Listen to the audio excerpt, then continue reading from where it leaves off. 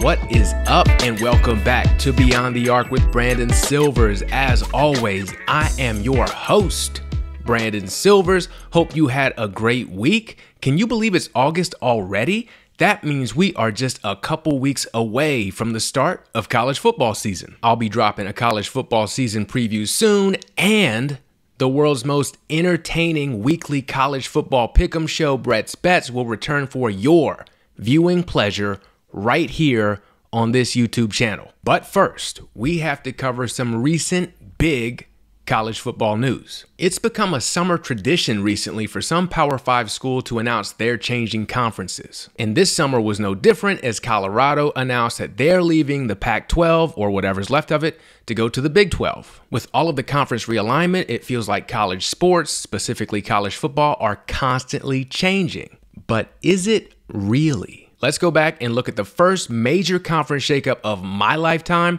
and see how different things really are. Now, I said that Colorado is leaving the Pac-12 to go to the Big 12, but what they're really doing is returning to the Big 12, which they helped found in 1994. See, before the Big 12 was the Big 12, there was a conference called the Big 8 that Colorado was a part of. The Big 8 schools, and really most schools at the time, were part of something called the College Football Association, which negotiated TV rights deals for all of its member schools. In 1994, the SEC announced that they'd be joining the Pac-10, the Big 10, and Notre Dame in leaving the CFA because they could make more money negotiating their TV deals for their respective conferences than the CFA could. The Big 8 schools were like, damn, that looks nice, but we need more schools. Specifically, more schools that will bring eyeballs to games on TV. Enter the Southwest Conference. The Southwest Conference was a powerhouse college football conference at the time that also left the CFA to negotiate a TV rights deal, but they were having a hard time finding someone to broadcast their games for the money that they wanted,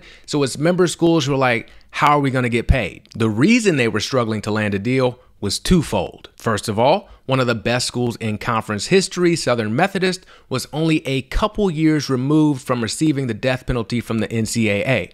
If you haven't watched the ESPN 30 for 30 on SMU, they were found to have repeatedly violated NCAA rules by paying players. With NIL rules now, they could just do this out in the open today as long as the money isn't coming directly from the schools. Just have your boosters sign players to endorsement deals. The only real rule is you can't use NIL deals to entice players to come to your school. So schools can be like, hey, if you come here, you could possibly make NIL money through X, Y, and Z for this amount, but they can't have you meeting with boosters and negotiating this stuff beforehand. Everyone does it anyways, but you'd have to be a real idiot to get caught. Similarly, everyone was paying players back in the day like SMU, but SMU was the only one who kept getting caught. They got in trouble for doing this. Then after a punishment was handed down, someone from their football office mailed money to a player's family. The address was handwritten and he put his initials on it. Just egregious, easy to prove stuff. The NCAA also hates being lied to.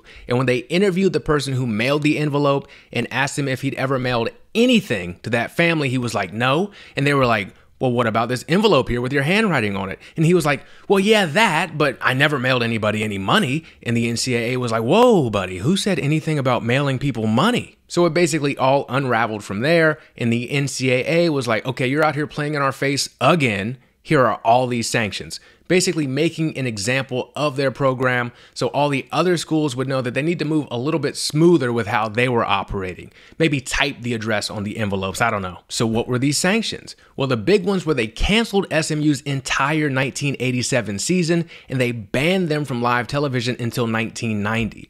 SMU actually sat out the 88 season as well, just to try to get their life together. Now, it turns out that paying players is a great way to get great players. So SMU had been a very good program prior to all these punishments. 4 straight seasons finishing in the top 12, but after all this, they were trash. I'm talking winning 1 and 2 games a year when they were finally allowed to play again. If you're keeping track at home, players do want to play for teams that pay them, but they don't want to play for teams missing whole entire seasons, or teams who aren't on TV, or teams with scholarship limits and whole new coaching staffs. So a team that should have brought value to the Southwest Conference's TV rights negotiations was now a negative. On top of that, TV deals are also valued by how many markets they reach. More markets mean more eyeballs, which means more advertisers will pay more, which means an ESPN or CBS or whoever is willing to pay more money to the conferences for the rights to broadcast games, which means each school makes more money. In its final year of existence, the Southwest Conference had 8 schools. All 8 were in the state of Texas. No geographic parity. So a school like Texas, a college football blue blood, is like, we're going to be underpaid in this conference. Let's get out of here. Enter those Big 8 schools looking for a bigger TV deal. They got Texas and Texas A&M to come over from the Southwest Conference, and then Baylor and Texas Tech followed, and boom. Now you have a brand new conference in the Big 12 that has name brand college football programs and covers 7 states. Goodbye, Southwest Conference and Big 8. Hello, TV money. The remaining 4 Southwest Conference teams left too, so the NCAA's death penalty for SMU ended up being a death penalty for one of their most powerful college football conferences. To this day, SMU is the only Division I college football program to ever receive the death penalty, but not for lack of trying. The next big college football realignment of my lifetime features the program that has come the closest to joining SMU in the NCAA's proverbial electric chair. And another ESPN 30 for 30 subject, actually the subject of several 30 for 30s. Back in 2003, the University of Miami had been a national powerhouse for 20 years. A big reason for that was they used that infamous recruiting tool SMU used as well, paying players. An NCAA investigation in 1995 found that the U's athletic department was aware of a pay-for-play scheme, or as I call it, compensation for services rendered, led by former Miami players and 2 Live Crew rapper Uncle Luke. Shout out to Uncle Luke. They were actually more creative than SMU. No handwritten envelopes here. Instead, an NCAA investigation found that in addition to those payments from Uncle Luke and the former players, an academic advisor helped Hurricanes players get hundreds of thousands of dollars in fraudulent Pell Grants. This, combined with a ton of off-the-field legal issues for Hurricane players and how they run up the score and taunt their opponents on the field, had everyone calling for the NCAA to hand down the death penalty to the U. But they didn't. They handed down some harsh sanctions, took away scholarships, banned them from postseason play for a couple of years, but no death penalty. Why not? Well, the NCAA investigation into Miami concluded right after the Southwest Conference went up in smoke because of the SMU penalty. I'm guessing the NCAA didn't set out to kill one of their top conferences and only saw after the fact the unintended consequences of handing a school the death penalty. Miami, an even bigger college football powerhouse than SMU, was in the Big East, and the Big East was the premier college basketball conference along with the ACC, and I don't think the NCAA could risk blowing that up by giving Miami the death penalty. So Miami decided to blow it up themselves. By the summer of 2003, Miami has more than recovered from their NCAA punishment, including fielding what may have been the best college football team of all time in 2001. They're one of the best programs in the sport that makes the most money, and they're stuck in a conference that prioritizes basketball. They're like, we can make way more money in a conference that puts football first, so they jump ship to the ACC? Yes, the other premier college basketball conference. This sounds hilarious in hindsight, but they set out to establish themselves as a serious college football conference as well. That was hoochie mama to Miami's ears, so they left and took Virginia Tech with them, another perennial top 20 football program that was just a couple of years removed from their own national championship game appearance thanks to Mike Vick. While this move didn't involve nearly as many teams as the shift that started the Big 12, it more than made up for it in star power, which again meant more money for the ACC and more money for Miami. To the surprise of no one, it wasn't long before Miami football was being mentioned in the same breath as the SEC. Not that one though. The Securities and Exchange Commission. The U kept relying on their old reliable recruiting tool of paying players, which was still a big time violation of NCAA rules. The bagman this time wasn't Uncle Luke or even Pitbull, but a gentleman by the name of Nevin Shapiro. And he funded his pay-for-play scheme with money he made running a Ponzi scheme. A $930 million Ponzi scheme. When his Ponzi scheme came crashing down thanks to an SEC investigation, Nevin decided to snitch on himself and the U to the Miami Herald because his feelings were hurt that none of the Miami players stayed in touch with him after they left the school. I guess he thought they owed him something other than playing football, like befriending a weirdo who exploited the NCAA's stance on paying players to make himself feel cool. So he told the Herald he was going to write a book exposing all the NCAA infractions he helped Miami commit. Nevin never got around to being college football's Jose Canseco because of federal prosecution. He pleaded guilty to crimes related to the Ponzi scheme and was sentenced to 20 years in prison in 2011. The NCAA did investigate his claims and found them to be true, and again, Miami's athletic department was punished. Luckily, again, they escaped the death penalty despite being a habitual line stepper. And Miami has already served the punishment for the infractions related to Shapiro. And even better, Miami can almost certainly never get in trouble again for paying players. As we talked about earlier, while schools still can't directly pay players for their work despite all this TV money flying around and playing a collegiate sport definitely being a job, the NCAA has allowed players to begin making NIL money after being forced to by the Supreme Court of the United States. I love pointing out that the Supreme Court of the United States in 2021, with all these appointees from all these presidents with different political beliefs, that has enough terrible justices that they're actively working to strip away our most basic human rights and have done away with Roe v. Wade and affirmative action, looked at what the NCAA was doing to athletes and voted unanimously that they were fucked up. So athletes at least have that avenue to make money. There's no limit to the amount they can make. And remember what I said, the only real rule is you can't use NIL deals to entice players to come to your school. So schools can be like, hey, if you come here, you could possibly make NIL money through X, Y, and Z for this amount, but they can't have you meeting with boosters and negotiating this stuff beforehand. Everyone does it anyways, but you'd have to be a real idiot to get caught. So Miami can do what they've always done and continue to pay players, but now they can't get in trouble for it as long as they don't break the only real rule the NCAA has about it, and they stay away from boosters who get them involved in federal SEC investigations. Real quick, let's just check in, see how they're doing today. University of Miami top NIL booster John Ruiz allegedly under federal investigation by the SEC? Whoops. But yeah, John Ruiz hasn't just been the face of NIL deals for Miami, but basically all of college sports, as he's been throwing around big money to athletes via endorsement deals for his company, LifeWallet. I didn't even know what LifeWallet did before this, other than pay athletes to play at Miami, but apparently they recover improperly paid insurance claims. They also allegedly mislead investors about their value. LifeWallet was at one point valued at $32 billion with a B dollars, thanks in large part to a projected revenue of $992 million. Their actual revenue for that period ended up being $23 million.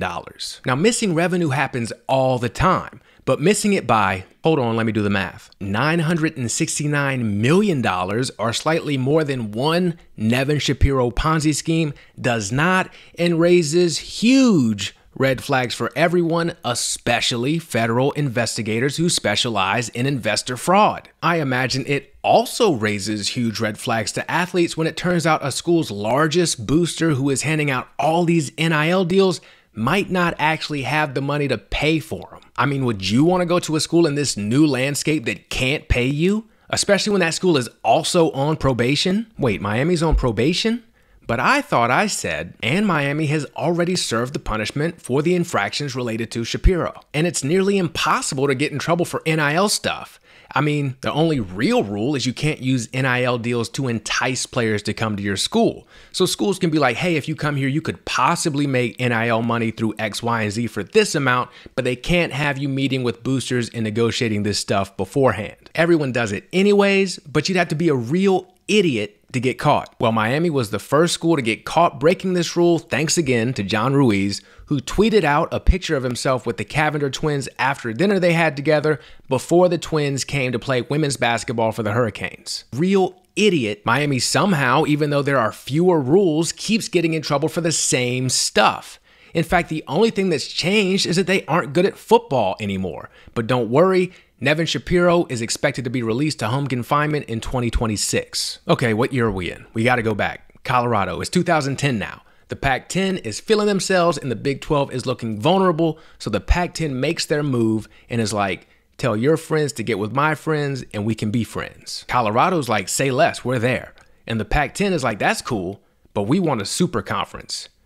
Texas, like they were in the Southwest Conference, is the crown jewel of the Big 12, so the Pac-10 obviously wants them, Texas A&M, Oklahoma, Oklahoma State, and Texas Tech. It's looking like this is going to happen, and if Texas goes, then you know the other schools are going to go, and that'll be the end of the Big 12 altogether. Nebraska, seeing Colorado leave, and with the Texas move looking inevitable, leaves the Big 12 for the Big 10. Miraculously, at the last minute, Texas strikes a deal to stay in the Big 12, saving the conference.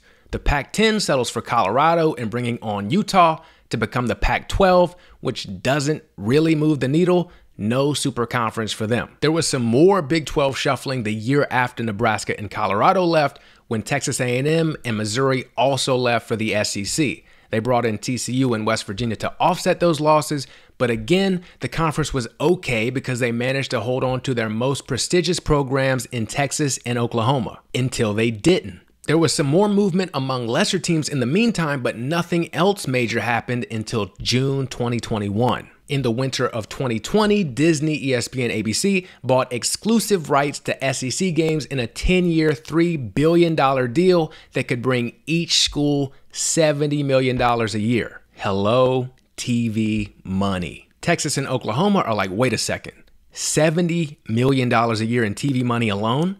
And they asked the Big 12 to go to the companies that held their broadcast rights and let them know, hey, price of the brick going up. But the broadcast partners treated them like an NFL running back and were like, nah, we're good. So Texas and Oklahoma told the Big 12, well, when this current TV deal expires in 2025, we're going to the SEC.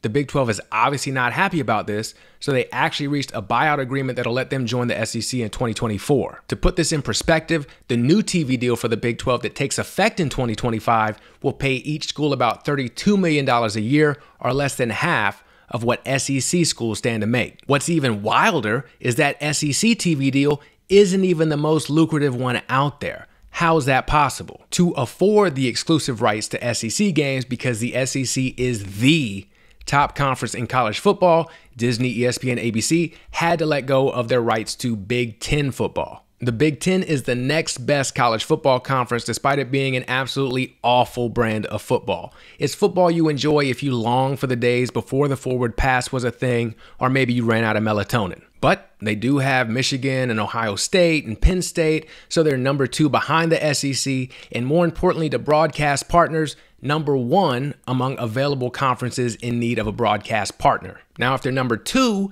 how were they able to leapfrog the SEC and become number 1 in TV money? Okay, remember when I said TV deals are also valued by how many markets they reach. More markets mean more eyeballs, which means more advertisers will pay more, which means an ESPN or CBS or whoever is willing to pay more money to the conferences for the rights to broadcast games, which means each school makes more money. The biggest TV market in college football is Los Angeles, home to UCLA and the University of Southern California. Southern Cal is one of those blue blood college football programs, and they're looking around the Pac-12 and saying, hey, we're what Texas was to the Southwest, or what Miami was to the Big East. Someone needs to pay us, and we can make more if we leave this poverty conference. The Big 10 is like, you're right. How about you come through and bring UCLA with you? So you know how? It's become a summer tradition recently for some Power 5 school to announce they're changing conferences. Well, last summer, a year after Texas and Oklahoma announced they were headed to the SEC,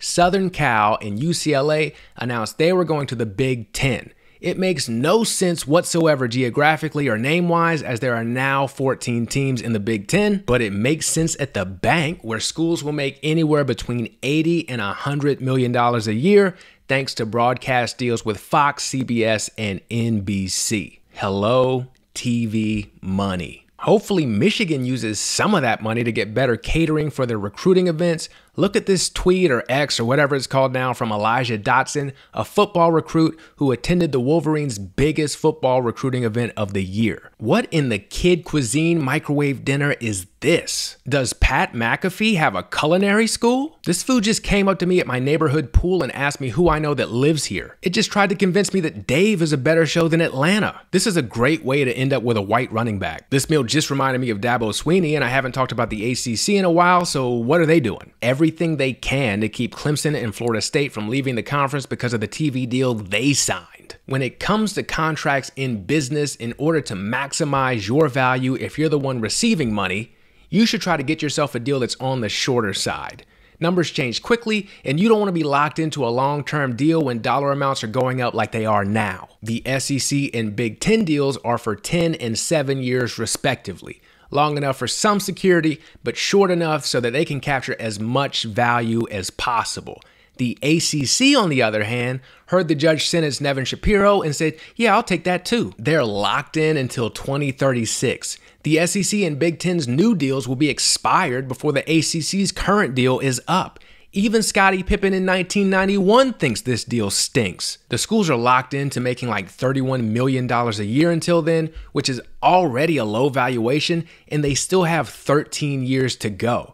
They could be making like a fifth of what everyone else is making by the time this deal expires. Dabo likes getting paid as much as he hates seeing his players get paid, so I know he's in New Spring every night asking the Lord to please make a way. But anyways, okay, what year are we in? We gotta go back. Colorado, it's 2010 now. No, go forward, it's now, 2023.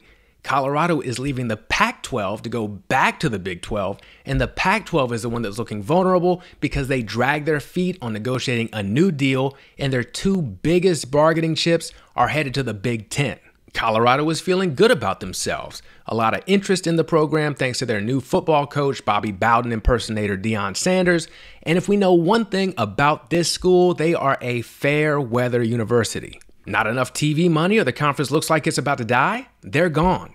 Now, they left the Big 12 too early last time and made basically a lateral move, but this time they seem to have timed it perfectly. I mean, they were awful last year and Deion wasn't there, so nobody cared about this program enough to have them tag along with Southern Cal and UCLA, but they were able to escape whatever is about to happen to the Pac-12, so that's a win. And the Big 12 does have a TV deal, which is only a little bit better than the ACC's, but considerably shorter. So that's where they're headed, and that's where we stand today. Who knows what happens next or what college football even looks like a decade from now?